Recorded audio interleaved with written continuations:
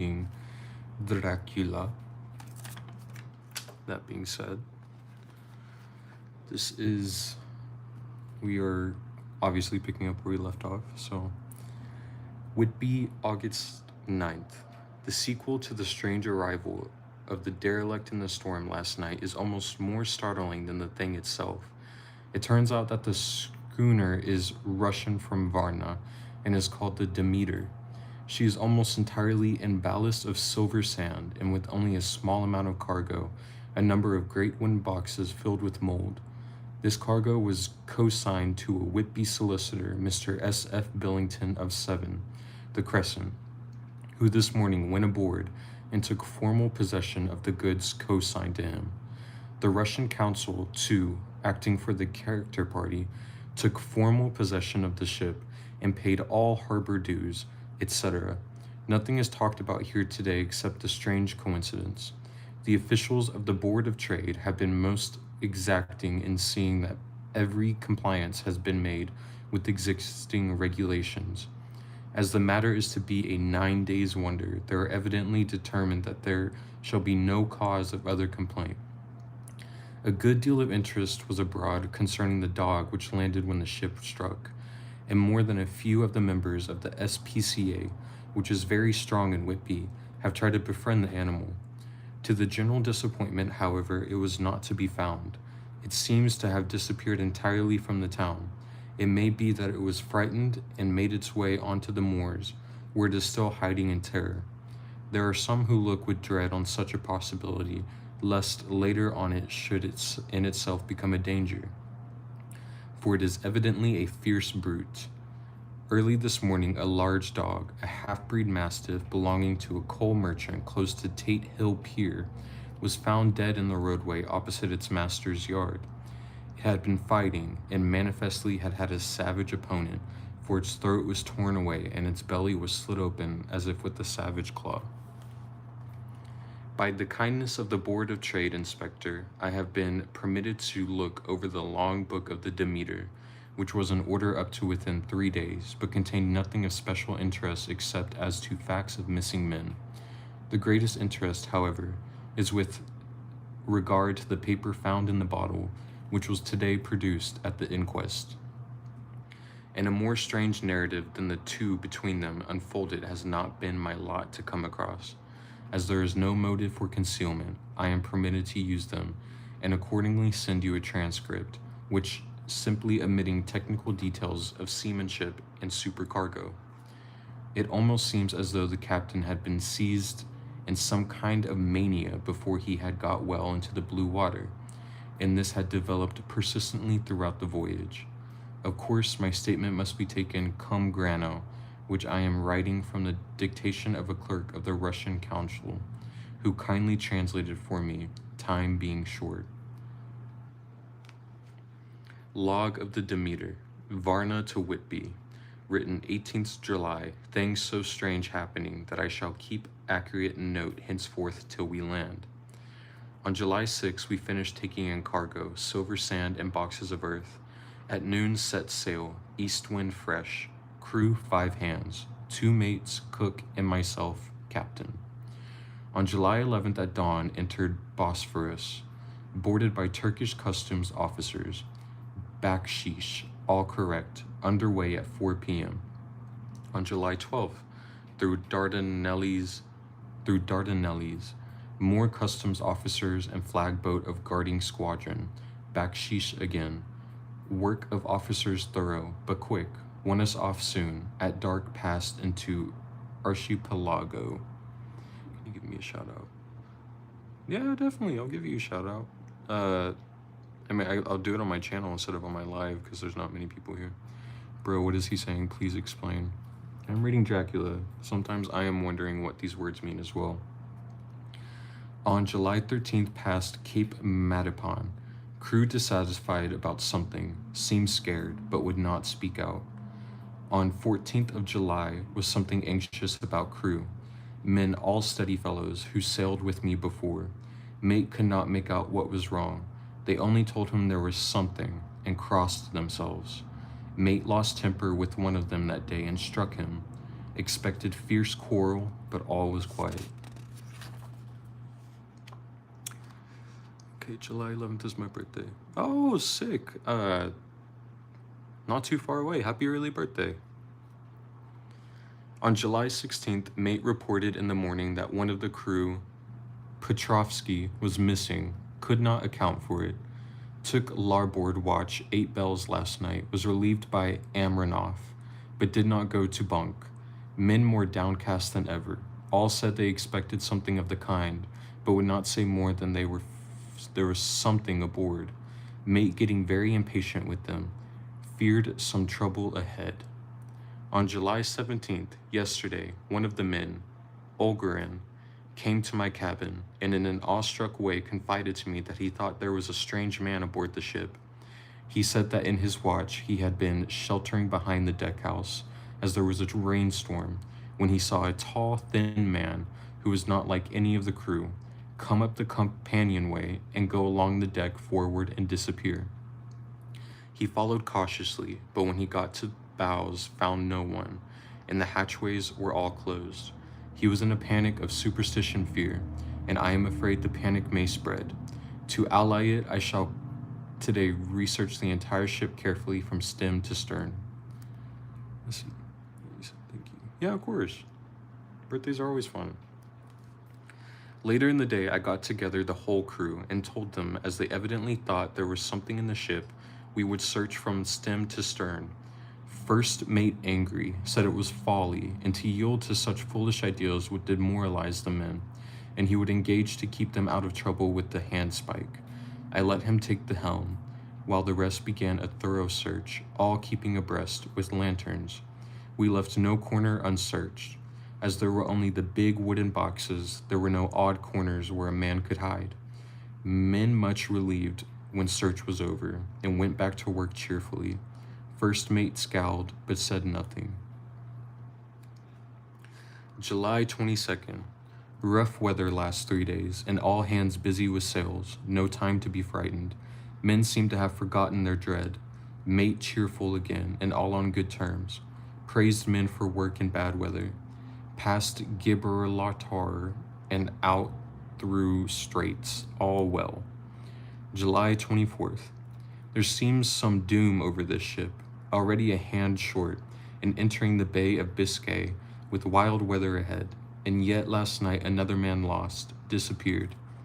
Like the first, he came off his watch and was not seen again. Men, all in a panic of fear, sent a round robin, asking to have double watch, as they fear to be alone. Mate angry. Fear there will be some trouble, as either he or the men will do some violence. July 28th. 4 days in hell, knocking about in a sort of maelstrom, and the wind a tempest, no sleep for anyone, men all worn out, hardly know how to set a watch, since no one fit to go on. Second mate volunteered to steer and watch, and let men snatch a few hours' sleep. Wind abating, seas still terrific, but feel them less, as ship is steadier. July 29th. Another tragedy. Had single watch tonight, as crew too tired to double. When morning watch came on deck, could find no one except steersman. Raised outcry, and all came on deck. Thorough search, but no one found. Are now without second mate, and crew in a panic. Mate and I agree to go armed henceforth and wait for any sign of cause. July 30th. Last night, rejoiced we are nearing England, weather fine, all sails set, retired worn out, slept soundly, awakened by mate telling me that both man of watch and steersman missing, only self and mate and 2 hands left to work ship. August 1st, 2 days of fog, and not a sail sighted. Had hoped when in the English Channel to be able to signal for help or get in somewhere. Not having power to work sails, have to run before wind. Dare not lower, as could not raise them again. We seem to be drifting to some terrible doom. Mate now more demoralized than either of men. His stronger nature seems to have worked inwardly against himself. Men are beyond fear, working doledly and patiently, with minds made up to worst.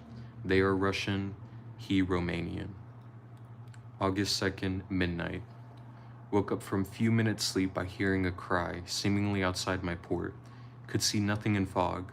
Rushed on deck and ran against mate. Tells me he heard cry and ran, but no sign of man on watch. One more gone. Lord help us. Mate says we must pass Straits of Dover. As in a moment of fog lifting, he saw North Foreland, just as he heard the man cry out. If so, we are now off in the North Sea, and only God can guide us in the fog, which seems to move with us, and God seems to have deserted us. Wow. August 3rd. At midnight, I went to relieve the man at the wheel, and when I got to it, found no one there. The wind was steady, and as we ran before it, there was no yawing. I dared not leave it, so shouted for the mate. After a few seconds, he rushed up on deck in his flannels. He looked wild-eyed and haggard, and I greatly fear his reason has given way. He came close to me and whispered hoarsely, with his mouth to my ear, as though fearing the very air might hear. It is here. I know it now. On the watch last night I saw it, like a man, tall and thin and ghastly pale. It was in the bows, and looking out. I crept behind it and gave it my knife, but the knife went through it, empty as the air. And as he spoke, he took the knife and drove it savagely into space. Then he went on, but it is here, and I'll find it. It is in the hold, perhaps in one of those boxes. I'll unscrew them one by one and see. You work the helm. And with a warning look and his finger on his lip, he went below. There was springing up a choppy wind, and I could not leave the helm. I saw him come out on deck again with a tool chest and lantern and go down the forward hatchway. He is mad, stark, raving mad, and it's no use my trying to stop him. He can't hurt those big boxes. They are invoiced as clay, and to pull them about is as harmless a thing as he can do. So here I stay and mind the helm, and write these notes. I can only trust in God and wait till the fog clears. Then, if I can't steer to any harbor with the wind that is, I shall cut down sails and lie by and signal for help. We are reading Dracula. Thank you for watching. I greatly appreciate it. It is nearly all over now, just as I was beginning to hope that the mate would come out calmer, for I heard him knocking away at something in the hold, and work is good for him. There came up the hatchway a sudden, startled scream, which made my blood run cold, and up on the deck he came as if shot from a gun, a raging madman, with his eyes rolling and his face convulsed with fear. Save me, he cried, and then looked around on the blanket of fog. His horror turned to despair, and in a steady voice he said, You had better come to, Captain, before it is too late. He is there. I know the secret now. The sea will save me from him, and it is all that is left. Before I could say a word or move forward to seize him, he sprang on the bulwark and deliberately threw himself into the sea. I suppose I know the secret too now. It was this madman who had got rid of the men one by one, and now he has followed them himself. God help me. How am I to account for all these horrors when I get to port? When I get to port, will that ever be? August 4th. Still fog, which the sunrise cannot pierce. I know there is sunrise because I am a sailor. Why else I know not. I dared not to go below. I dared not to leave the helm. So here all night I stayed, and in the dimness of the night I saw it, him. God forgive me, but the mate was right to jump overboard. It was better to die like a man, to die like a sailor in blue water. No man can object. But I am captain, and I must not leave my ship.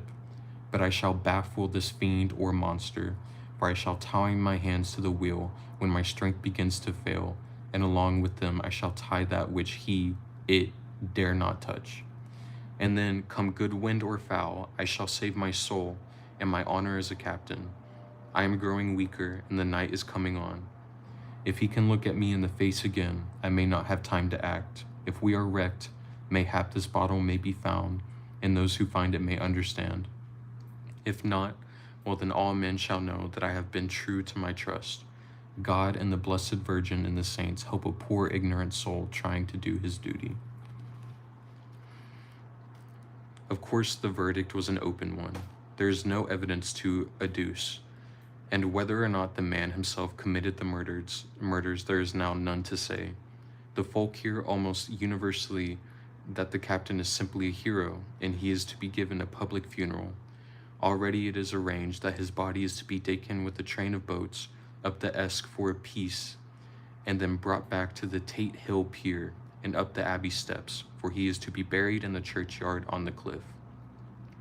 The owners of more than 100 boats have already given in their names as wishing to follow him to the grave. No trace has ever been found of the great dog, at which there is much mourning for. With public opinion in its present state, he would, I believe, be adopted by the town. Tomorrow we'll see the funeral, and so will end this one more mystery of the sea. Mina Murray's Journal, August 8th. Mina is the wife of Jonathan. Lucy was very restless all night, and I too could not sleep. The storm was fearful, and as it boomed loudly among the chimney pots, it made me shudder. When a sharp puff came, it seemed to be like a distant gun. Strangely enough, Lucy did not wake, but she got up twice and dressed herself. Fortunately, each time I awoke in time and managed to undress her without waking her and got her back to bed. It is a very strange thing, this sleepwalking, for as soon as her will is thwarted in any physical way, her intention, if there be any, disappears, and she yields herself almost exactly to the routine of her life. Early in the morning, we both got up and went down to the harbor to see if anything had happened in the night. There were very few people about, and though the sun was bright and the air clear and fresh, the big, grim-looking waves that seemed dark themselves because the foam that topped them was like snow forced themselves in through the mouth of the harbor, like a bullying man going through a crowd. Somehow I felt glad that Jonathan was not on the sea last night, but on land. But oh, is he on land or sea? Where is he and how? I am getting fearfully anxious about him. If I only knew what to do and could do anything. August 10th. The funeral of the poor sea captain today was most touching. Every boat in the harbor seemed to be there, and the coffin was carried by captains all the way from Tate Hill Pier up to the churchyard. Lucy came with me, and we went early to our old seat, whilst the cordage of boats went up the river to the viaduct and came down again. We had a lovely view, and saw the procession nearly all the way. The poor fellow was laid to rest near our seat so that we stood on it when the time came and saw everything. Poor Lucy seemed much upset. She was restless and uneasy all the time, and I cannot but think that her dreaming at night is telling on her. She is quite odd in one thing. She would not admit to me that there is any cause for restlessness, or if there be, she does not understand it herself. There is an additional cause in that poor Mr. Swales was found dead this morning on our seat, his neck being broken. He had evidently, as the doctor said, fallen back in the seat in some sort of fright, for there was a look of fear and horror on his face the men said made them shudder. Poor dear old man. Lucy is so sweet and sensitive that she feels influences more acutely than other people do. Just now she was quite upset by a little thing which I did not much heed, though I am myself very fond of animals. One of the men who came up here often to look for the boats was followed by his dog. The dog is always with him. They are both quiet persons, and I never saw the man angry, nor heard the dog bark. During the service, the dog would not come to its master, who was on the seat with us, but kept a few yards off, barking and howling. Its master spoke to it gently, and then harshly, and then angrily, but it would neither come nor cease to make a noise. It was in a fury, with its eyes savage, and all its hair bristling out like a cat's tail when puss is on the warpath. Finally the man, too, got angry, and jumped down and kicked the dog, and then took it by the scruff of the neck and half dragged it and half threw it on the tombstone on which the seat is fixed. The moment it touched the stone, the poor thing began to tremble. It did not try to get away, but crouched down, quivering and cowering, and was in such a pitiable state of terror that I tried, though without effect, to comfort it. Lucy was full of pity too, but she did not attempt to touch the dog, but looked at it in an agonized sort of way. I greatly fear that she is of too supersensitive in nature to go through the world without trouble. She will be dreaming of this tonight, I am sure. The whole agglomeration of things, the ship steered into port by a dead man, his attitude, tied to the wheel with the crucifix and beads, the touching funeral, the dog, now furious and now in terror, will all afford material for her dreams. I think it will be best for her to go to bed tired out physically, so I shall take her for a long walk by the cliffs to Robin Hood's Bay and back. She ought not to have much inclination for sleepwalking then. May I ask what you were reading? Oh yeah, I already answered that, but I'm reading Dracula. Hello. Yeah, I've only been live for like 20 minutes, but I was live yesterday for like 4 hours reading. All right, this is another entry from Mina Murray's journal on the same day at 11 p.m. Oh, but I am tired. If it were not that I had made my diary a duty, I should not open it tonight. We had a lovely walk. Lucy, after a while, was in gay spirits, owing, I think, to some dear cows who came nosing towards us in a field close to the lighthouse, and frightened the wits out of us. I believe we forgot everything, except, of course, personal fear, and it seemed to wipe the slate clean and give us a fresh start. We had a capital severe tea at Robin Hood's Bay in a sweet little old-fashioned inn, with the bow window right over the seaweed-covered rocks of the Strand. I believe we should have shocked the new woman with our appetites. Men are more tolerant, bless them. Then we walked home with some, or rather many, stoppages to rest, and with our hearts full of a constant dread of wild bulls. Lucy was really tired, and we intended to creep off to bed as soon as we could. The young curate came in, however, and Miss Westenra asked him to stay for supper. Lucy and I had both a fight for it with the dusty miller. I know it was a hard fight on my part, and I am quite heroic. I think that someday the bishops must get together and see about breeding up a new class of curates who don't take supper, no matter how hard they may be pressed to, and who will know when girls are tired. Lucy is asleep and breathing softly. She has more color in her cheeks than usual, and looks oh so sweet. If Mr. Holmwood fell in love with her, seeing her only in the drawing room, I wonder what he would say if he saw her now. Some of the new women writers will someday start an idea that men and women should be allowed to see each other sleep before proposing or accepting.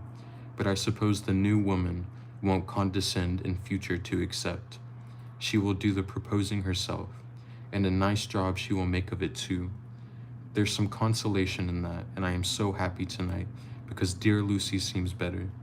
I really believe she has turned the corner, and that we are over her troubles with dreaming.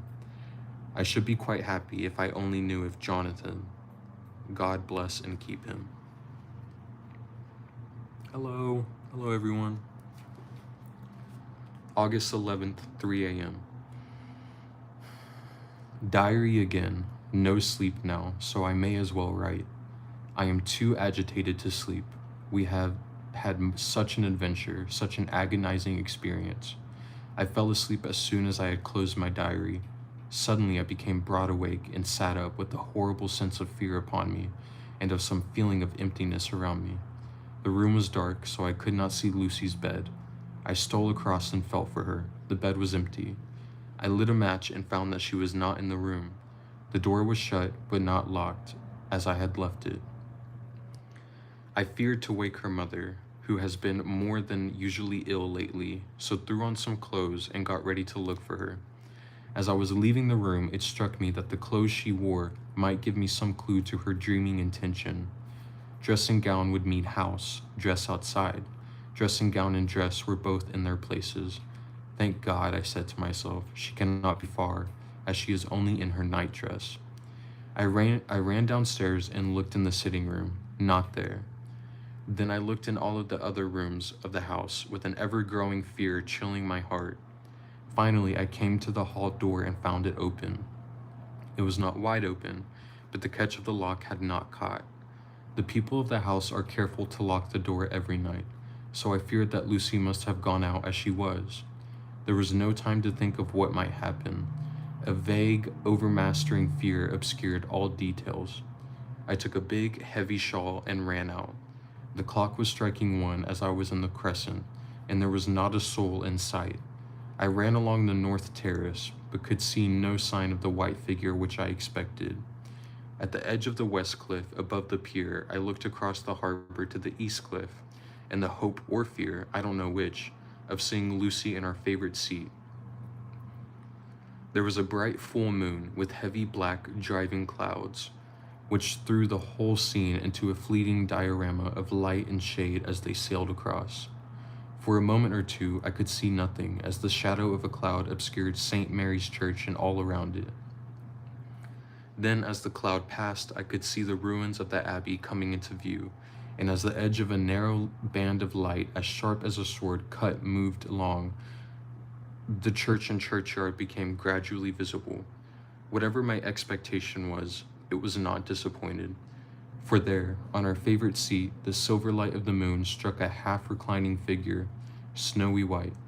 The coming of the cloud was too quick for me to see much, for shadows shut down on light almost immediately.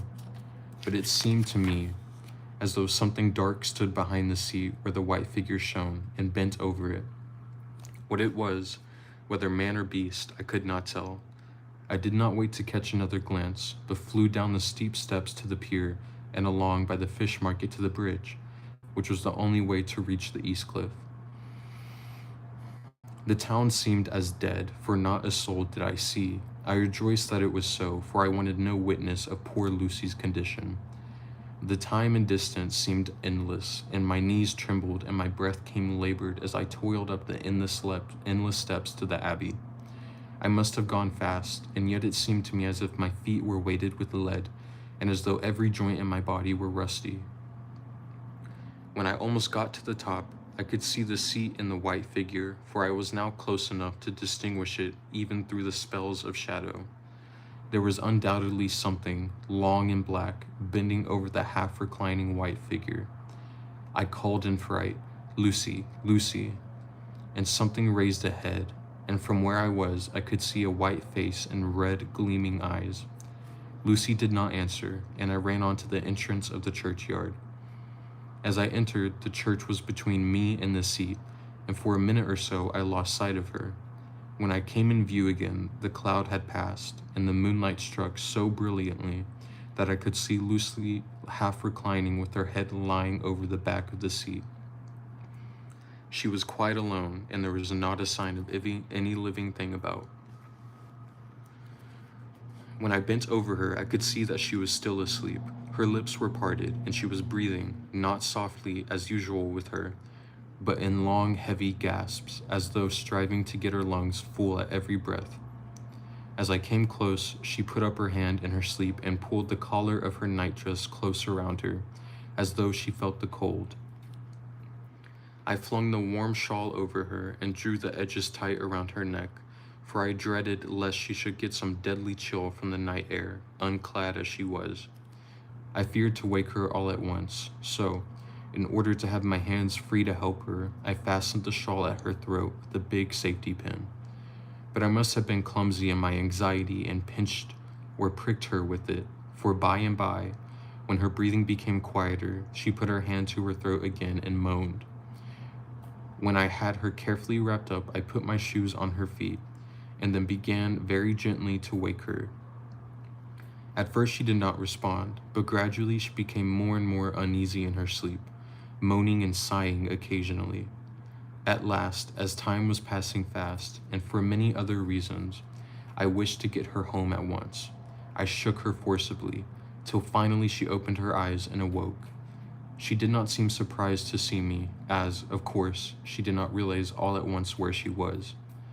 Lucy always wakes prettily, and even at such a time when her body must have been chilled with cold and her mind somewhat appalled at waking unclad in a churchyard at night, she did not lose her grace. She trembled a little and clung to me. When I told her to come at once with me home, she rose without a word, with the obedience of a child. As we passed along, the gravel hurt my feet, and Lucy noticed me wince. She stopped and wanted to insist upon my taking my shoes, but I would not. However, when we got to the pathway outside the churchyard, where there was a puddle of water remaining from the storm, I dabbled my feet with mud, using each foot in turn on the other, so that as we went home, no one, in case we should meet anyone, should notice my bare feet. Fortune favored us, and we got home without meeting a soul. Once we saw a man, who seemed not quite sober, passing along a street in front of us, but we hid in a door till he had disappeared up an opening such as there are here, steep little closes, or wynds, as they call them in Scotland. My heart beat so loud all the time, sometimes I thought I should faint. I was filled with anxiety about Lucy, not only for her health, lest she should suffer from the exposure, but for her reputation in case the story should get wind. When we got in and had washed our feet and had said a prayer of thankfulness together, I tucked her into bed. Before falling asleep, she asked, even implored, me not to say a word to anyone, even her mother, about her sleepwalking adventure. I hesitated at first to promise, but on thinking of the state of her mother's health and how the knowledge of such a thing would fret her, and think too of how such a story might become distorted, nay, infallibly would, in case it should leak out, I thought it wiser to do so. I hope I did right. I have locked the door, and the key is tied to my wrist, so perhaps I shall not be again disturbed. Lucy is sleeping soundly. The reflex of the dawn is high and far over the sea. Same day, noon. All goes well. Lucy slept till I woke her and seemed to not have even changed her side. The adventure of the night does not seem to have harmed her. On the contrary, it has benefited her, for she looks better this morning than she has done for weeks. I was sorry to notice that my clumsiness with the safety pin hurt her. Indeed, it might have been serious, for the skin of her throat was pierced. I must have pinched up a piece of loose skin and have transfixed it, for there are two little red points like pinpricks, and on the band of her nightdress was a drop of blood. When I apologized and was concerned about it, she laughed and petted me, and said she did not even feel it. Fortunately, it cannot leave a scar, as it is so tiny. Same day, night. We passed a happy day. The air was clear and the sun bright, and there was a cool breeze. We took our lunch to Mulgrave Woods, Mrs. Westrencha driving by the road, and Lucy and I walking by the cliff path and joining her at the gate. I felt a little sad myself, for I could not but feel how absolutely happy it would have been to had Jonathan been with me. But there, I must only be patient. In the evening, we strolled in the casino terrace and heard some good music by Spohr and Mackenzie, and went to bed early. Lucy seems more restful than she has been for some time, and fell asleep at once. I shall lock the door and secure the key the same as before, though I do not expect any trouble tonight. August 12th. My expectations were wrong, for twice during the night I was awakened by Lucy trying to get out.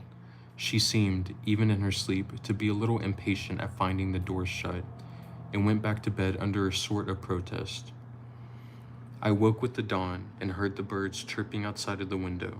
Lucy woke too, and I was glad to see was even better than on the previous morning. All her old gaiety of manner seemed to have come back, and she came and snuggled in beside me and told me all about Arthur. I told her how anxious I was about Jonathan, and then she tried to comfort me. Well, she succeeded somewhat, for though sympathy can't alter facts, it can make them more bearable. It's a beautiful line. August 13th, another quiet day, and to bed with the key on my wrist as before. Again I woke in the night and found Lucy sitting up in bed, still asleep, pointing to the window. I got up quietly and, pulling aside the blind, looked out. It was brilliant moonlight, and the soft effect of the light over the sea and sky merged together in one great silent mystery. Between me and the moonlight flitted a great bat, coming and going in great whirling circles. Once or twice it came quite close, but was, I suppose, frightened at seeing me, and flitted away across the harbor towards the Abbey. When I came back from the window, Lucy had laid down again and was sleeping peacefully. She did not stir again all night. August 14th. On the East Cliff, reading and writing all day. Lucy seems to have become as much in love with the spot as I am, and it is hard to get her away from it when it is time to come home for lunch or tea or dinner. This afternoon she made a funny remark. We were coming home for dinner and had come to the top of the steeps up from the West Pier and stopped to look at the view, as we generally do. The setting sun, low down in the sky, was just dropping behind Kettleness. The red light was thrown over on the East Cliff and the old Abbey and seemed to bathe everything in a beautiful rosy glow. We were silent for a while, and suddenly Lucy murmured as if to herself, "His red eyes again, they are just the same." It was such an odd expression coming apropos of nothing that it quite startled me. I slewed round a little so as to see Lucy well without seeming to stare at her, and saw that she was in a half-dreamy state, with an odd look on her face that I could not quite make out. So I said nothing, but followed her eyes. She appeared to be looking over at our own seat, whereon was a dark figure seated alone. I was quite a little startled myself, for it seemed for an instant as if the stranger had great eyes like burning flames, but a second look dispelled the illusion. The red sunlight was shining on the windows of St. Mary's Church behind our seat, and as the sun dipped there was just sufficient change in the refraction and reflection to make it appear as if the light moved. I called Lucy's attention to the peculiar effect, and she became herself with a start, but she looked sad all the same. It may have been that she was thinking of that terrible night up there. We never referred to it, so I said nothing, and we went home to dinner. Lucy had a headache and went early to bed. I saw her asleep and went out for a little stroll myself. I walked along the cliffs to the westward and was full of sweet sadness, for I was thinking of Jonathan. When coming home, it was then bright moonlight, so bright that, though the front of our part of the crescent was in shadow, everything could be well seen.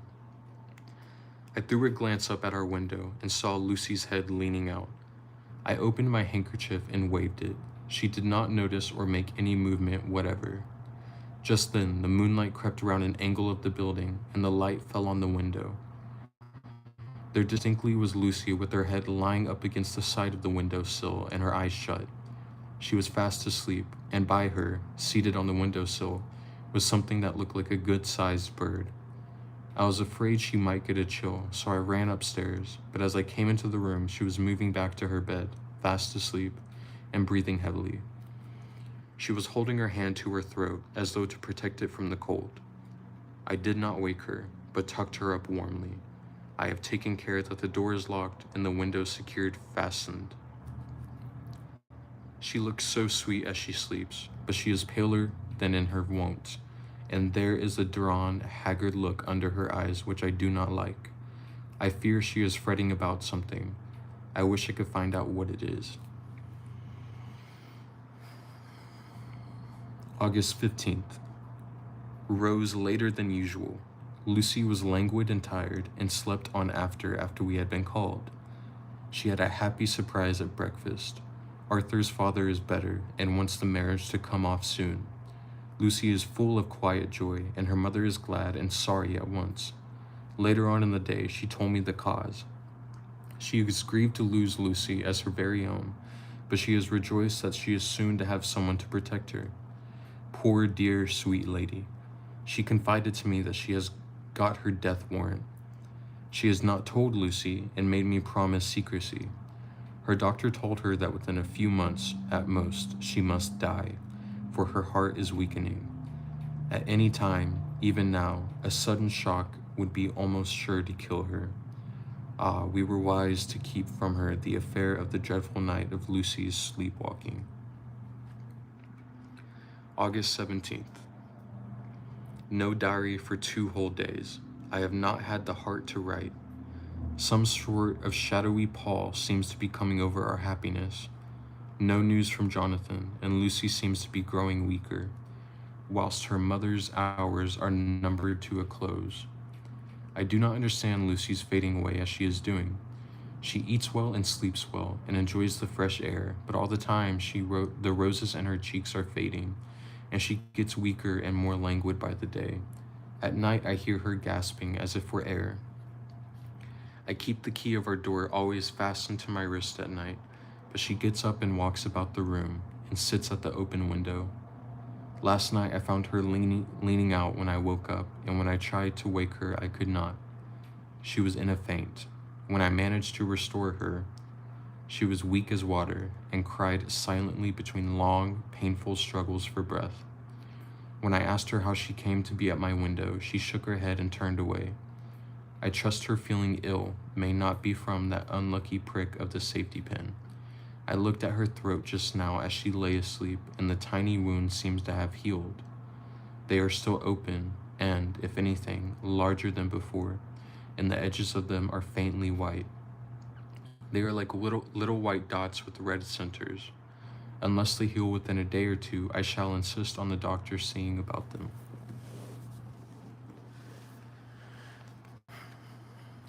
Letter by Samuel F. Billington and Son, Solicitors Whitby, to Carter, Patterson & Co., Linden. August 17th. Dear Sirs,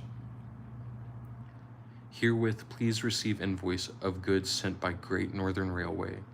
Same are to be delivered at Carfax near Purefleet immediately on receipt at goods station King's Cross. The house is at present empty, but enclosed please find keys, all of which are labeled. You will please deposit the boxes, 50 in number, which form the consignment, in the partially ruined building forming part of the house and marked A on rough diagrams enclosed. Your agent will easily recognize the locality, as it is the ancient chapel of the mansion.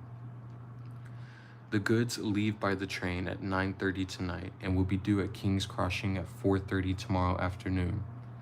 As our client wishes the delivery made as soon as possible, we shall be obliged by your having teams ready at King's Cross at the time named and forthwith conveying the goods to destination.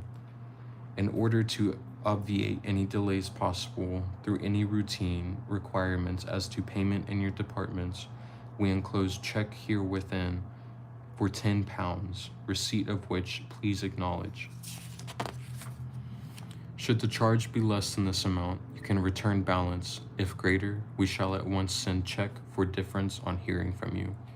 You are not to leave the keys on coming away in the main hall of the house, where the proprietor may get them on his entering the house by means of his duplicate key.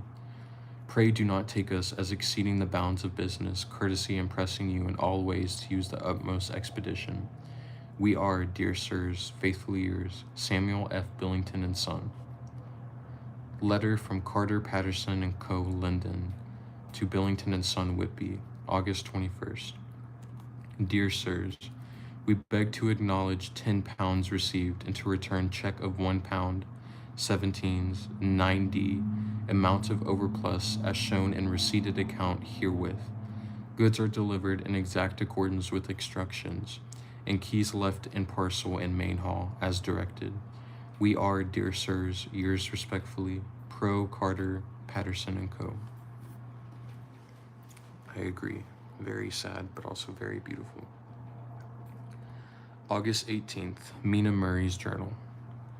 Mina is Joseph's wife, or Jonathan's wife, my bad. I am happy today and bright, sitting on the seat in the churchyard. Lucy is ever so much better. Last night she slept well all night and did not disturb me once. The roses seem coming back already to her cheeks, though she is still sadly pale and wan looking. If she were in any way anemic, I could understand it, but she is not. She is in gay spirits and full of life and cheerfulness. All the morbid reticence seems to have passed from her, and she has just reminded me, as if I needed any reminding, of that night, and that it was here, on this very seat, I found her asleep. As she told me, she tapped playfully with the heel of her boot on the stone slab and said, "My poor little feet didn't make much noise then. I dare say poor old Mr. Swales would have told me that it was because I didn't want to wake up Geordie. As she was in such a communicative humor, I asked her if she had dreamed at all that night. Before she answered, that sweet, puckered look came into her forehead, which Arthur, as I call Arthur from her habit, says he loves, and indeed I don't wonder what he does. Then she went on in a half-dreaming kind of way, as if trying to recall it to herself. I didn't quite dream, but it all seems to be real. I only wanted to be here in this spot.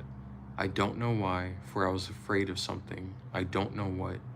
I remember, though I suppose I was asleep, passing through the streets and over the bridge. A fish leaped as I went by, and I leaned over to look at it, and I heard a lot of dogs howling. The whole town seemed as if it seemed to be full of dogs all howling at once, as I went up the steps.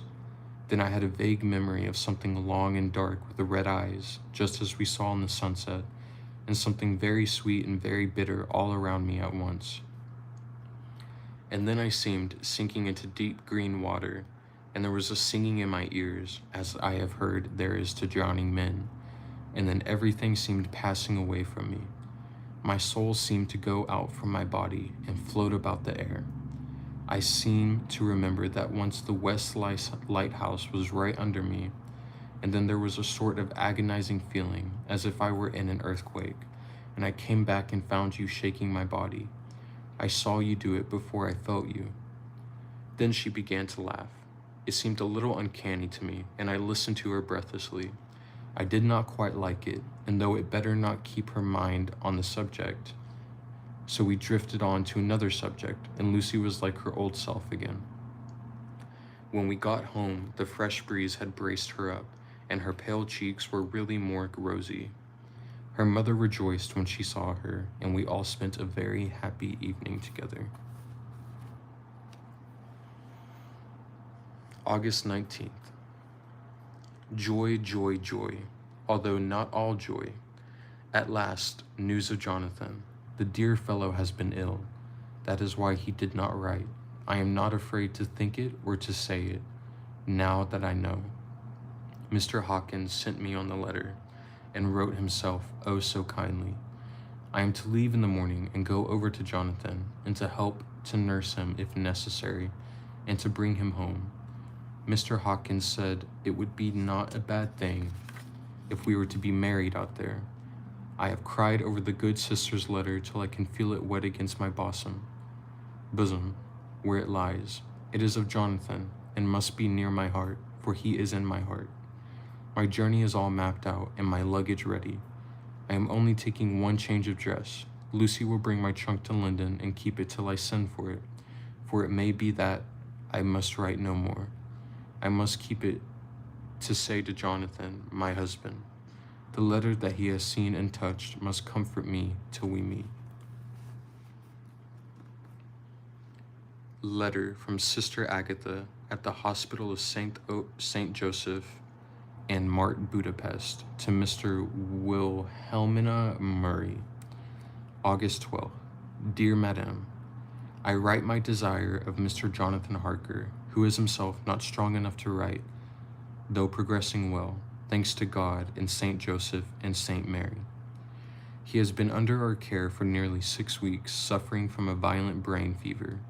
He wishes me to convey his love, and to say that by this post I write for him to Mr. Peter Hawkins, Exeter, to say, with his dutiful respects, that he is sorry for his delay, and that all of his work is completed. He will require some few weeks' rest in our sanatorium in the hills, but will then return. He wishes me to say that he has not sufficient money with him, and that he would like to pay for his staying here, so that others who need shall not be wanting for help. Believe me, yours with sympathy and all blessings, Sister Agatha. P.S. My patient being asleep, I open this to let you know something more. He has told me all about you, and you are shortly to be his wife. All blessings to you both. He has had some fearful shock, so says our doctor, and in his delirium his ravings have been dreadful, of wolves and poison and blood, of ghosts and demons, and I fear to say of what. Be careful of him always, that there may be nothing to excite him of this kind for a long time to come. The traces of such an illness as his do not lightly die away. We should have written long ago, but we knew nothing of his friends, and there was nothing on him, nothing that anyone could understand. He came in the train from Klausenburg, and the guard was told by the station master that he rushed into the station shouting for a ticket for home. Seeing from his violent demeanor that he was English, they gave him a ticket for the furthest station on the way thither that the train reached. Be assured that he is well cared for. He has won all hearts by his sweetness and gentleness. He is truly getting on well, and I have no doubt will, in a few weeks, be all himself. But be careful of him for safety's sake. There are, I pray God and Saint Joseph and Saint Mary, many, many happy years for you both. Dr. Seward's Diary, August 19th. Strange and sudden change in Renfield last night. About 8 o'clock, he began to get excited and sniff about as a dog does when setting. The attendant was struck by his manner, and knowing my interest in him, encouraged him to talk. He is usually respectful to the attendant and at times servile, but tonight, the man tells me, he was quite haughty, would not condescend to talk with him at all. All he would say was, I don't want to talk to you. You don't count now. The master is at hand. The attendant thinks it is some sudden form of religious mania which has seized him. If so, we must look out for squalls, for a strong man with homicidal and religious mania at once might be dangerous. The combination is a dreadful one. At 9 o'clock, I visited him myself. His attitude to me was the same as that to the attendant. In his sublime self-feeling, the difference between myself and the attendant seemed to him as nothing. It looks like religious mania, and he will soon think that he himself is God. These infinitesimal distinctions between man and man are too paltry for an omnipotent being. How these madmen give themselves away! The real God taketh heed lest a sparrow fall. But the God created from human vanity sees no difference between an eagle and a sparrow. Oh, if men only knew. For half an hour or more, Renfield kept getting excited in greater and greater degree. I did not pretend to be watching him, but I kept strict observation all the same. All at once, that shifty look came into his eyes, which we always see when a madman has seized an idea, and with it the shifty movement of the head and back, which asylum attendants come to know so well. He became quite quiet, and went and sat on the edge of his bed resignedly, and looked up into space with lackluster eyes. I thought I would find out his apathy were real or only assumed, and tried to lead him to talk of his pets, a theme which had never failed to excite his attention. At first he made no reply, but at length said testily, "Bother them all, I don't care a pin about them." "What?" I said. You don't mean to tell me you don't care about spiders?" Spiders at present are his hobby, and the notebook is filling up with columns of small figures. That is horrible and disgusting. To this he answered enigmatically, "The bride maidens rejoice the eyes that wait the coming of the bride, but when the bride draweth nigh, then the maidens shine not to the eyes that are filled." He would not explain himself, but remained obstinately seated on his bed all the time I remained with him. I am weary tonight and low in spirits. I cannot but think of Lucy, and how different things might have been. If I don't sleep at once, chloral, the modern Morpheus, and random elemental number, I must be careful not to let it grow into a habit. No, I shall take none tonight. I have thought of Lucy, and I shall not dishonor her by mixing the two. If need be, tonight shall be sleepless. Period. Later.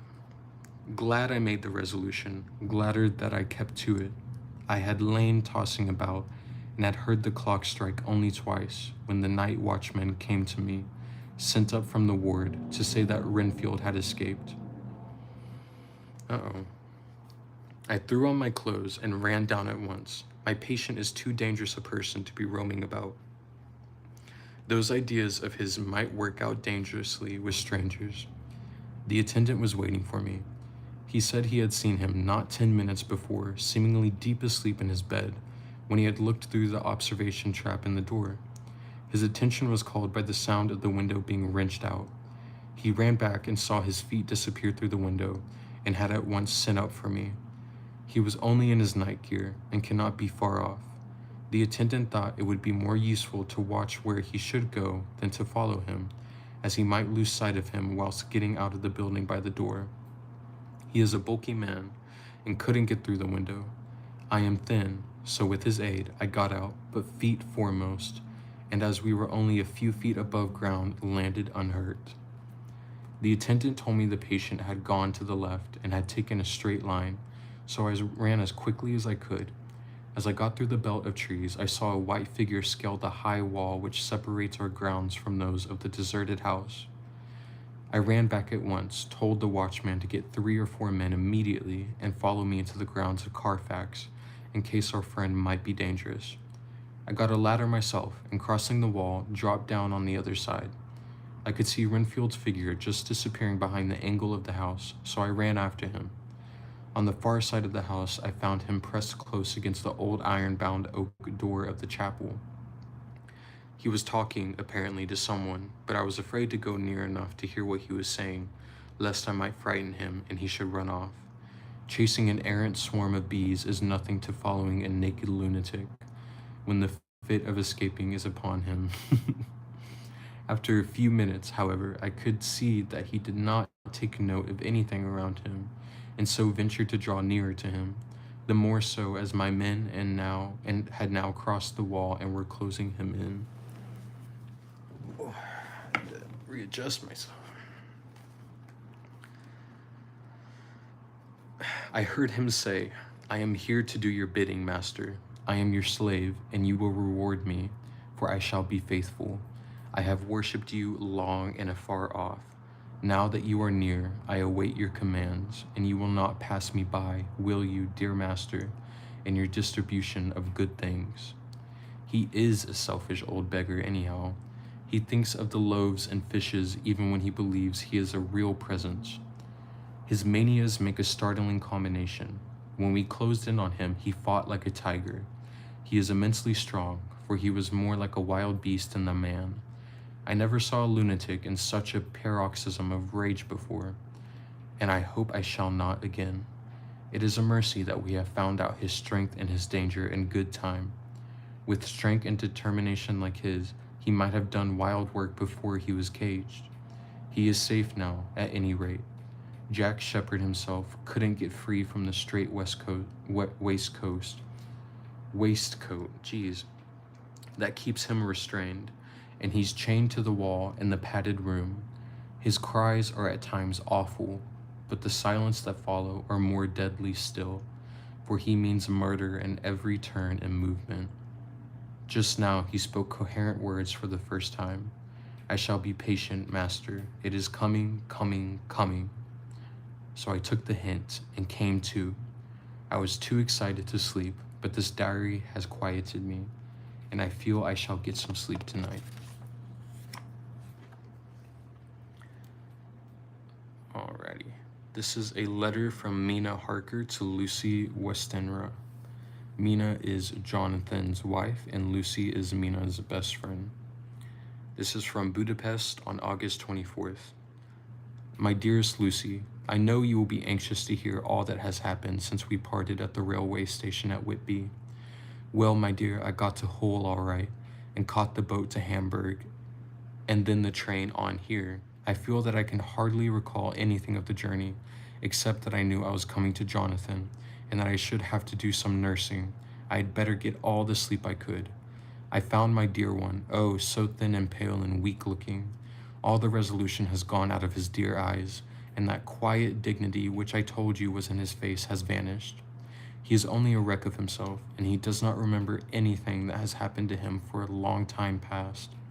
At least he wants me to believe so, and I shall never ask. He has had some terrible shock, and I fear it might tax his poor brain if he were to try to recall it. Sister Agatha, who is a good creature and a born nurse, tells me that he wanted her to tell me why they were, but she would only cross herself and say she would never tell, that the ravings of the sick were the secrets of God, and that if a nurse through her vocation should hear them, she should respect her trust.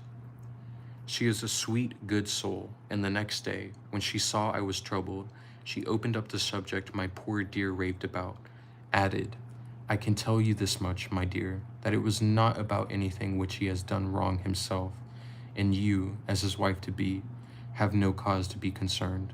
He has not forgotten you, or what he owes to you. His fear was of great and terrible things, which no mortal can treat of. I do believe the dear soul thought I might be jealous lest my poor dear should have fallen in love with any other girl. The idea of my being jealous about Jonathan. And yet, my dear, let me whisper, I felt a thrill of joy through me when I knew that no other woman was a cause for trouble. I am now sitting by his bedside, where I can see his face while he sleeps. He is waking. When he woke, he asked me for his coat, as he wanted to get something from the pocket. I asked Sister Agatha, and she brought all his things. I saw amongst them was his notebook, and was going to ask him to let me look at it, for I knew that I might find some clue to his trouble.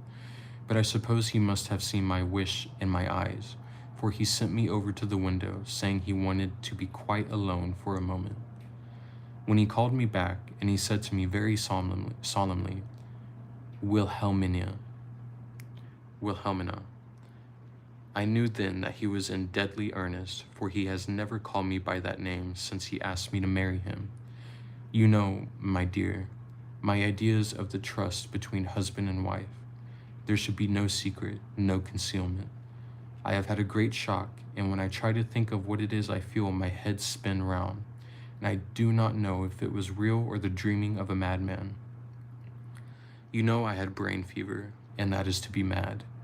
The secret is here, and I do not want to know it. I want to take up my life here, with our marriage. For, my dear, we had decided to be married as soon as the formalities are complete. Are you willing, Wilhelmina, to share my ignorance? Here is the book.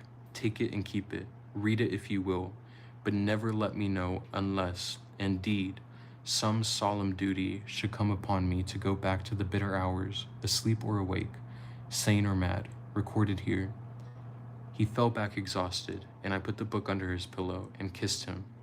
I have asked Sister Agatha to beg the Superior to let our wedding be this afternoon, and am waiting her reply. She has come and told me that the chaplain of the English Mission Church has been sent for. We are to be married in an hour, or as soon after as Jonathan wakes. Lucy, the time has come and gone. I feel very solemn, but very, very happy. Jonathan woke a little after the hour, and all was ready, and he sat up in bed, propped up with pillows.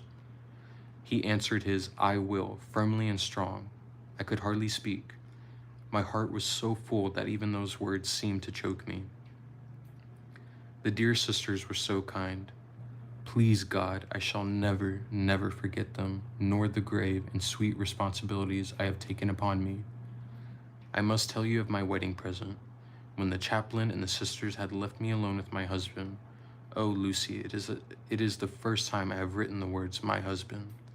Left me alone with my husband, I took the book from under his pillow and wrapped it up in white paper and tied it with a little bit of pale blue ribbon, which was round my neck, and sealed it over the knot with sealing wax. And for my seal I used my wedding ring. Then I kissed it and showed it to my husband, and told him that I would keep it so, and that it would be an outward and visible sign for us all our lives that we trusted each other, that I would never open it unless it were for his own dear sake or for the sake of some stern duty. Then he took my hand in his, and oh, Lucy, it was the first time he took his wife's hand, and said that it was the dearest thing in all the wide world, and that he would go through all the past again to win it, if need be. The poor dear meant to have set a part of the past, but he cannot think of time yet, and I shall not wonder if at first he mixes up not only the month, but the year. Well, my dear, what could I say? I could only tell him that I was the happiest woman in all the world, and that I had nothing to give him except myself, my life, and my trust, and that with these went my love and duty for all the days of my life. And, my dear, when he kissed me and drew me to him with his poor weak hands, it was like a solemn pledge between us. Lucy, dear, do you know why I tell you all this? It is not only because it is all sweet to me, but because you have been, and are, very dear to me. It was my privilege to be your friend and guide when you came from the schoolroom to prepare for the world of life. I want you to see now, and with the eyes of a very happy wife, whither duty has led me, so that in your own married life you too may be all happy as I am.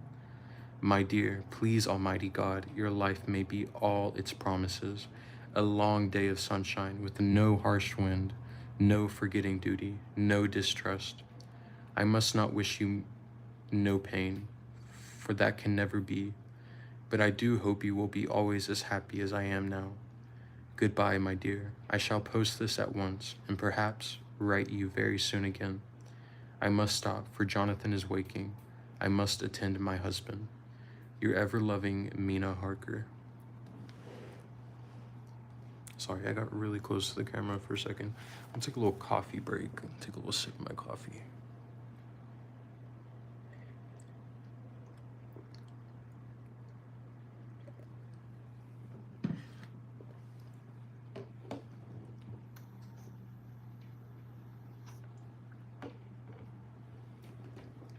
I feel like that what we just read is probably going to be as sweet and happy as it gets, but I could be wrong, and I would happily be proven wrong on that. You know what I mean? All right. Letter from Lucy Westenra to Mina Harker. Whitby, August 30th. I'm trying to see if this is like still a good angle. Sorry for the person watching. I think this is good. All right.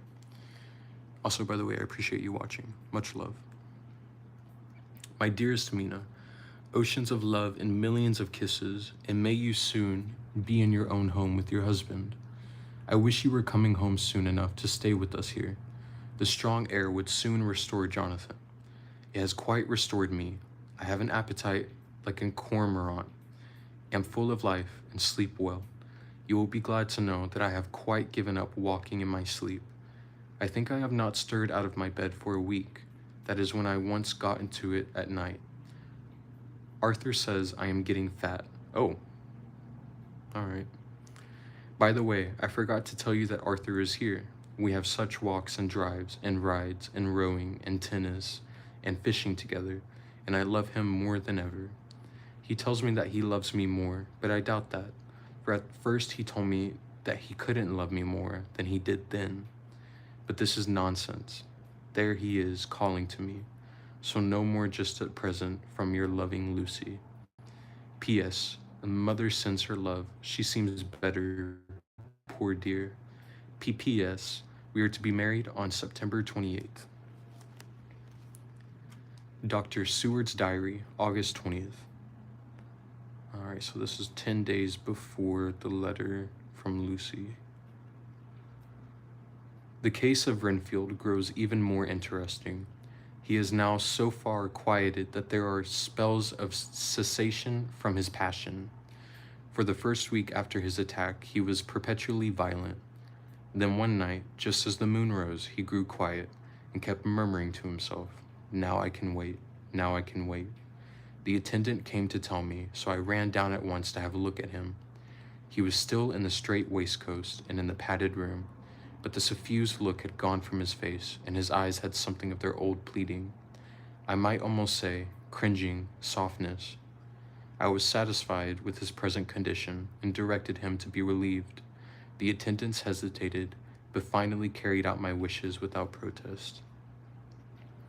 It was a strange thing that the patient had humor enough to see their distrust, for, coming close to me, he said in a whisper, all the while looking furtively at them, "They think I could hurt you. Fancy me hurting you. The fools." It was soothing, somehow, to the feelings to find myself disassociated, even in the mind of this poor madman, from the others. But all the same, I do not follow his thought. Am I to take it that I have anything in common with him, so that we are, as it were, to stand together, or has he to gain from me some good so stupendous that my well-being is needful to him? I must find out later on. Tonight he will not speak. Even the offer of a kitten or even a full-grown cat will not tempt him. He will only say, "I don't take any stock in cats. I have more to think of now, and I can wait. I can wait." After a while I left him. The attendant tells me that he was quiet until just before dawn, and that then he began to get uneasy, and at length violent, until at last he fell into a paroxysm which exhausted him so that he swooned into a sort of coma. 3 nights has the same thing happened, violent all day, then quiet, from moonrise to sunrise. I wish I could get some clue to the cause. It would almost seem as if there were some influence which came and went. Happy thought. We shall tonight play sane wits against mad ones. He escaped before without our help. Tonight he shall escape with it. We shall give him a chance and have the men ready to follow in case they are required. August 23rd. The expected always happens. How well Disraeli knew life. Our bird, when he found the cage open, would not fly, so all our subtle arrangements were for naught. At any rate, we have proved one thing, that the spells of quietness last a reasonable time. We shall in future be able to ease his bonds for a few hours each day. I have given orders to the night attendant merely to shut him in the padded room, when once he is quiet, until the hour before sunrise. The poor soul's body will enjoy the relief even if his mind cannot appreciate it. Hark! The unexpected again. I am called. The patient has once more escaped. Uh-oh. Ruh-roh. Later. Another night adventure. Renfield artfully waited until the attendant was entering the room to inspect. Then he dashed out past him and flew down the passage. I sent word for the attendants to follow. Again he went into the grounds of the deserted house, and we found him in the same place, pressed against the old chapel door. When he saw me, he became furious, and had not the attendants seized him in time, he would have tried to kill me. As we were holding him, a strange thing happened. He suddenly redoubled his efforts, and then as suddenly grew calm. I looked around instinctively, but could see nothing.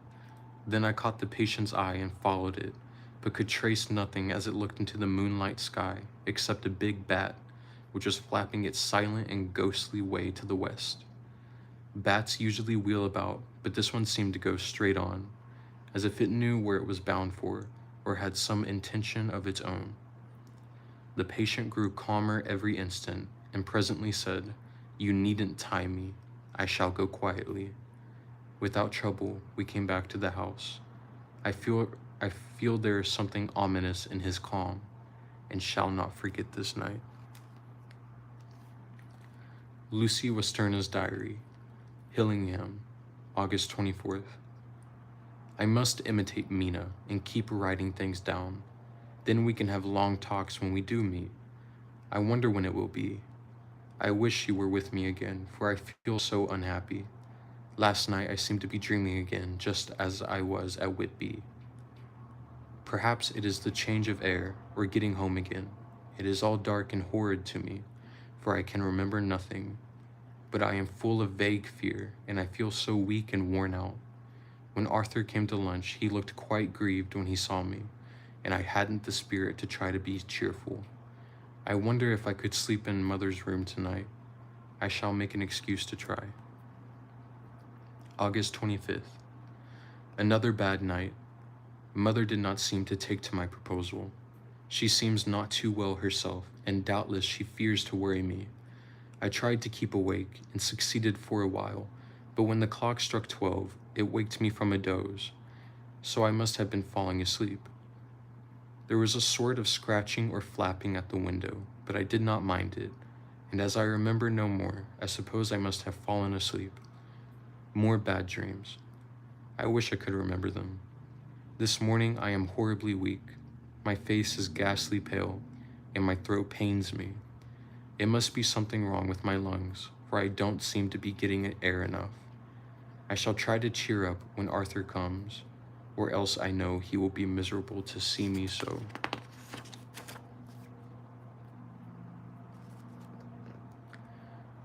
Letter from Arthur to Dr. Seward. Albemarle, wow. Albemarle Hotel, August 31st. My dear Jack, I want you to do me a favor. Lucy is ill, she has no special disease, but she looks awful and is getting worse every day. I have asked her if there is any cause. I not dared ask her mother, for to disturb the poor lady's mind about her daughter in her present state of health would be fatal. Mrs. Westenra has confided to me that her doom is spoken, disease of the heart, though poor Lucy does not know it yet. I am sure that there is something preying on my dear girl's mind. I am almost distracted when I think of her. To look at her gives me a pang. I told her I should ask you to see her, and though she demurred at first, I know why, old fellow, she finally consented. It will be a painful task for you, I know, old friend, but it is for her sake, and I must not hesitate to ask, or you to act. You are to come to lunch at Hillingham tomorrow, 2 o'clock, so as not to arouse any suspicion in Miss Westenra. And after lunch, Lucy will take an opportunity of being alone with you. I am filled with anxiety and want to consult with you alone as soon as I can, after you see her. Do not fail. Arthur. Telegram. Arthur Holmwood to Steward, September 1st. Am summoned to see my father, who is worse. Am writing. Write me fully by tonight's post to ring. Wire me if necessary. September 2nd. Letter from Dr. Seward to Arthur Holmwood. My dear old fellow, with regard to Miss Westenra's health, I hasten to let you know at once that in my opinion there is not any functional disturbance or any malady that I know of, malady. At the same time, I am not by any means satisfied with her appearance. She is woefully different from what she was when I saw her last. Of course, you must bear in mind that I did not have full opportunity of examination, such as I should wish. Our very friendship makes a little difficulty which not even medical science or custom can bridge over. I had better tell you exactly what happened, leaving you to draw, in a measure, your own conclusions. I shall then say what I have done and propose doing. I found Miss Westenra in seemingly gay spirits. Her mother was present, and in a few seconds I made up my mind that she was trying all she knew to mislead her mother and prevent her from being anxious. Excuse me. I have no doubt she guesses, if she does not know, what need of caution there is. We lunched alone, and as we all exerted ourselves to be cheerful, we got, as some kind of reward for our labors, some real cheerfulness amongst us. Then Mrs. Westenra went to lie down, and Lucy was left with me. We went into her boudoir.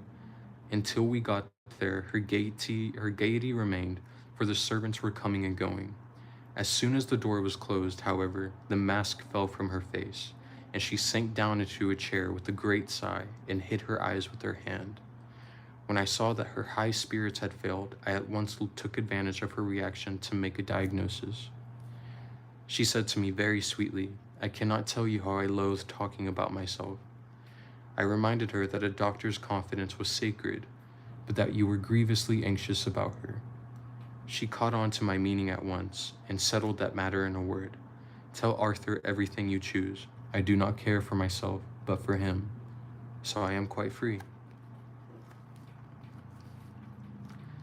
I could easily see that she was somewhat bloodless, but I could not see the usual anemic signs, and by the chance I was able to test the actual quality of her blood, for in opening a window which was stiff a cord gave way, and she cut her hand slightly with broken glass.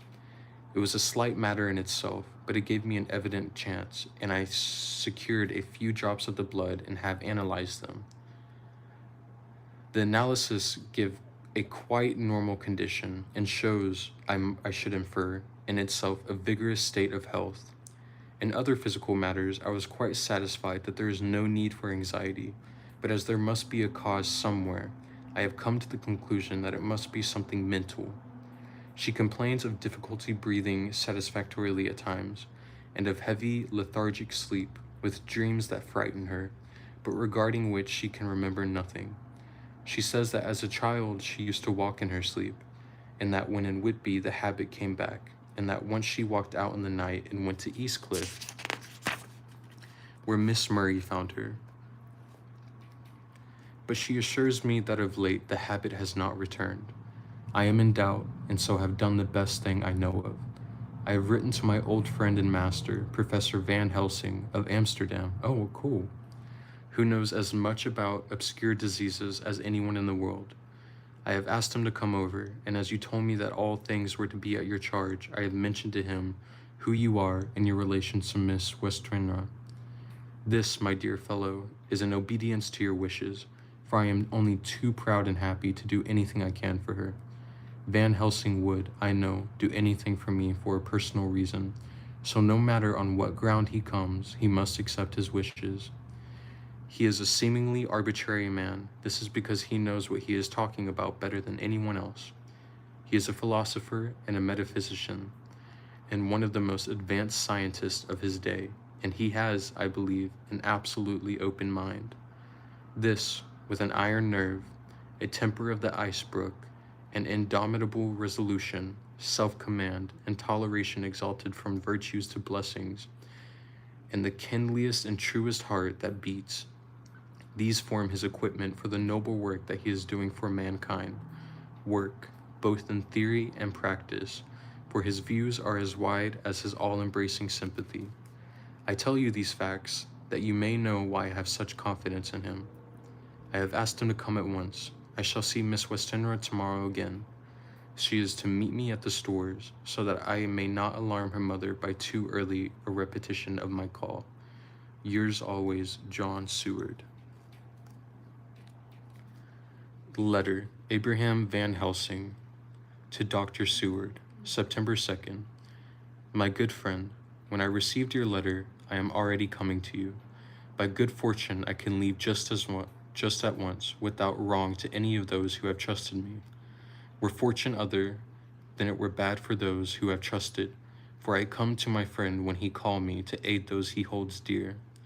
Tell your friend that when that time you suck from your wound so swiftly the poison of the gangrene from the knife that our other friend, too nervous, let slip. You did more for him when he wants my aids, and you call for them than all his great fortune could do. But it is pleasure added to do for him, your friend. It is to you that I come. Have never at hand, have near at hand, and please it so arranged that we may see the young lady not too late on tomorrow, for it is likely that I may have to return here that night. But if need be, I shall come again in 3 days, and stay longer if it must. Till then, goodbye, my friend John. Van Helsing. Oof, Van Helsing's getting in the mix. Letter from Dr. Seward to Arthur Holmwood, September 3rd. My dear Art, Van Helsing has come and gone. He came on with me to Hillingsham, and found that, by Lucy's discretion, her mother was lunching out, so that we were alone with her. Van Helsing made a very careful examination of the patient. He is to report to me, and I shall advise you, for of course I was not present all the time. He is, I fear, much concerned, but says he must think. When I told him of our friendship and how you trust to me in the matter, he said, you must tell him all you think. Tell him what I think, if you can guess it, if you will. Nay, I am not jesting. This is no jest, but life and death, perhaps more. I asked what he meant by that, for he was very serious. This was when we had come back to town, and he was having a cup of tea before starting on his return to Amsterdam. He would not give me any further clue. You must not be angry with me, Art, because his very reticence means that all his brains are working for her good. He will speak plainly enough when the time comes, be sure. So I told him I would simply write an account of our visit, just as if I were doing a descriptive special article for the Daily Telegraph. He seemed not to notice, but remarked that the smuts of Linden were not quite so bad as they used to be when he was a student here. I am to get his report tomorrow if he can possibly make it. In any case, I am to have a letter. Well, as to the visit, Lucy was more cheerful than on the day I first saw her, and certainly looked better. She had lost something of the ghastly look that so upset you, and her breathing was normal. She was very sweet to the professor, as she always is, and tried to make him feel at ease, though I could see the poor girl was making a hard struggle for it. I believe Van Helsing saw it too, for I saw the quick look under his bushy brows that I knew of old. Then he began to chat of all things except ourselves and diseases, and with such an infinite geniality that I could see poor Lucy's pretense of animation merge into reality. Then, without any seeming change, he brought the conversation gently round to his visit, and suavely said, "My dear young miss, I have the so great pleasure because you are so much beloved. That is much, my dear, even were there that which I do not see. They told me you were down in the spirit, and that you were of a ghastly pale. To them I say, poof," and he snapped his fingers at me and went on, "but you and I shall show them how wrong they are. How can he," and he pointed at me with the same look and gesture as that with which he pointed me out in his class, on, or rather after, a particular occasion which he never fails to remind me of, "know anything of a young lady's? He has his madmen to play with, and to bring them back to happiness, and to those that love him. It is much to do, and oh, but there are rewards in that. We can bestow such happiness. But the young ladies, he has no wife nor daughter, and the young do not tell themselves to the young, but to the old, like me, who have known so many sorrows and the causes of them. So, my dear, we will send him away to smoke the cigarette in the garden, whilst you and I have little talk all to ourselves." I took the hint and strolled about, and presently the professor came to the window and called me in. He looked grave, but said, "I have made careful examination, but there is no functional cause. With you I agree that there has been much blood lost. It has been, but is not. But the conditions of her are in no way anemic. I have asked her to send me her maid, that I may ask just one or two questions, that so I may not chance to miss nothing. I know well what she will say, and yet there is cause. There is always cause for everything. I must go back home and think. You must send me the telegram every day, and if there be cause, I shall come again. The disease, for not to be well is a disease, interests me, and the sweet young dear, she interests me too. She charmed me, and for her, if it not for you or disease, I come."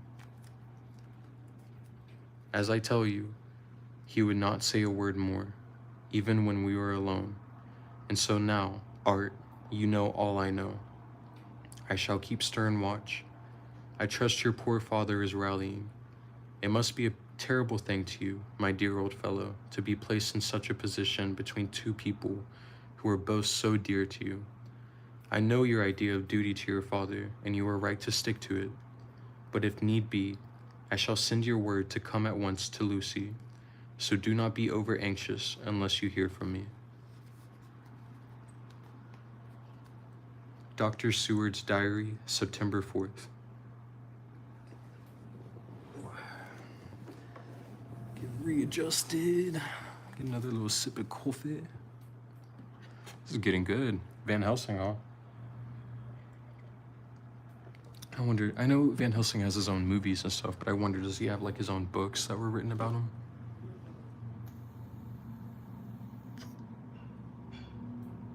I mean, I'm sure there are books, but like around this time frame. All right, Dr. Seward's Diary, September 4th. Coffee now? Yes, I know, that is insane. It is 10:12 p.m. But I'm actually really enjoying this book, and I have quite a bit of comments to respond to tonight. And it's a Saturday, so Sunday I don't have anything planned, so I'm giving myself time to sit down and respond to everyone's comments on my most recent videos. It's very good to see you here, Mary.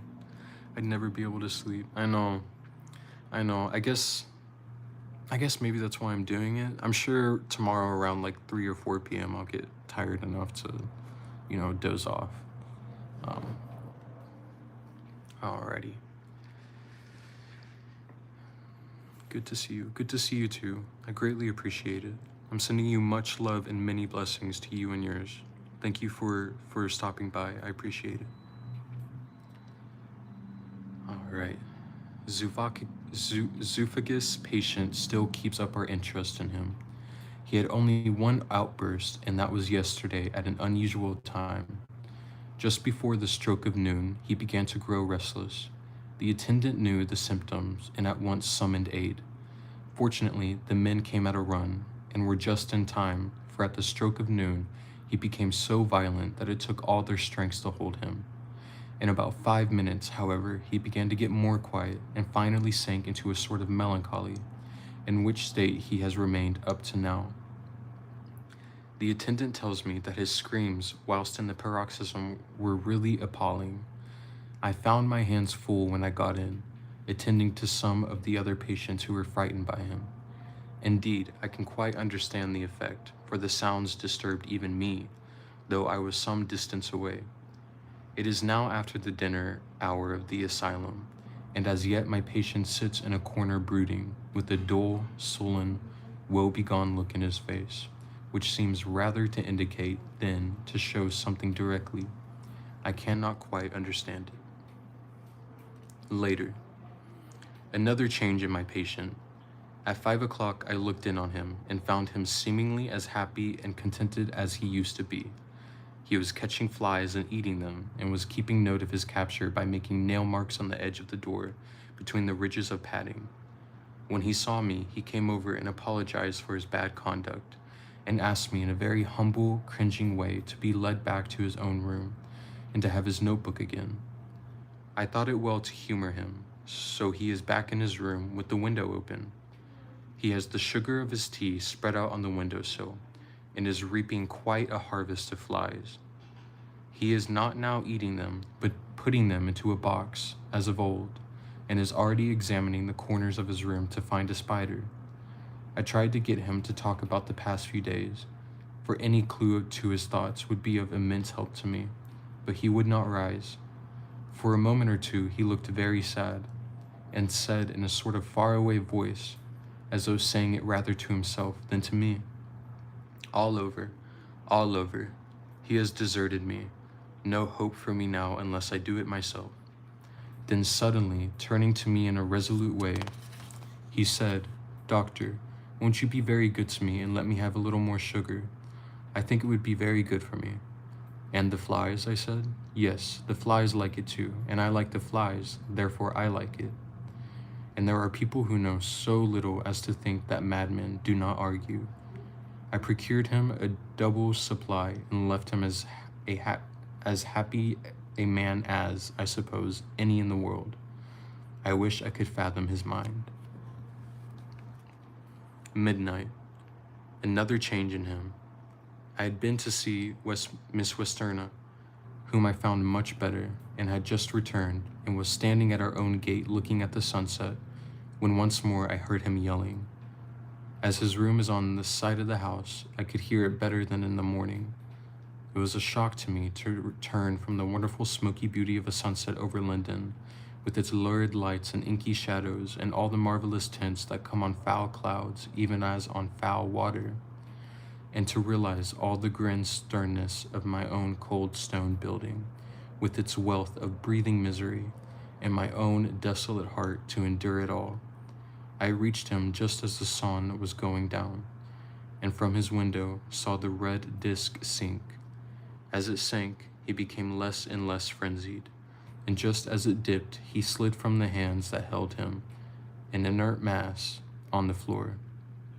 It is wonderful, however, what intellectual recuperative power lunatics have, for within a few minutes he stood up quite calmly and looked around. I signaled to the attendants not to hold him, for I was anxious to see what he would do. He went straight over to the window and brushed out the crumbs of sugar. Then he took his fly box and emptied it outside and threw away the box. Then he shut the window and, crossing over, sat down on his bed. All this surprised me, so I asked him, "Are you going to keep flies anymore?" "No," he said, "I am sick of all that rubbish. He certainly is a wonderfully interesting study. I wish I could get some glimpse of his mind or of the cause of his sudden passion. Stop. There may have been a clue after all. If we can find why today his paroxysm came on at high noon and at sunset. Can it be that there is a malign force? Wow. Can it be that there is a malign influence on the sun at periods which affects certain natures, as at times the moon does others? We shall see." A telegram from Seward to Van Helsing, September 4th. Patient still better today. A second telegram on September 5th. Patient greatly improved, good appetite, sleeps naturally, good spirits, color coming back.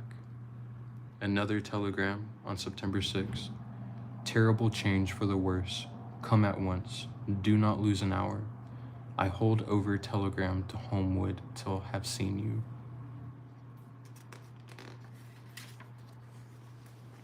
Okay, I'm gonna say that is a good spot to end this.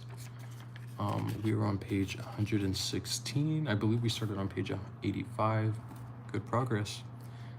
This was Dracula. All of these lives that I do get uploaded to my channel under the live tab. I'll be sure to make a playlist for all of it.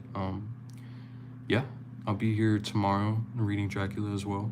And whoever's been here this entire time, from the bottom of my heart, thank you. I love you so much. I am so grateful for you. Time is very precious. And I can't believe I never read this. I know, it's insane. It is absolutely insane, but it's so morbidly beautiful.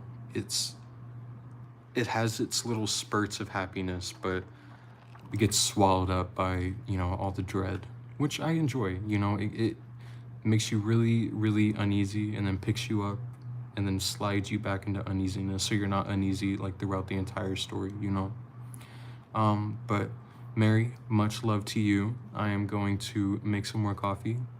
I know you wouldn't recommend, but I'm definitely gonna make some more coffee, and then I'm gonna lay down in my bed and read some comments. So much love to you, Mary. I am so grateful for you. And I hope you have a wonderful night and that you get some good rest, okay? All right.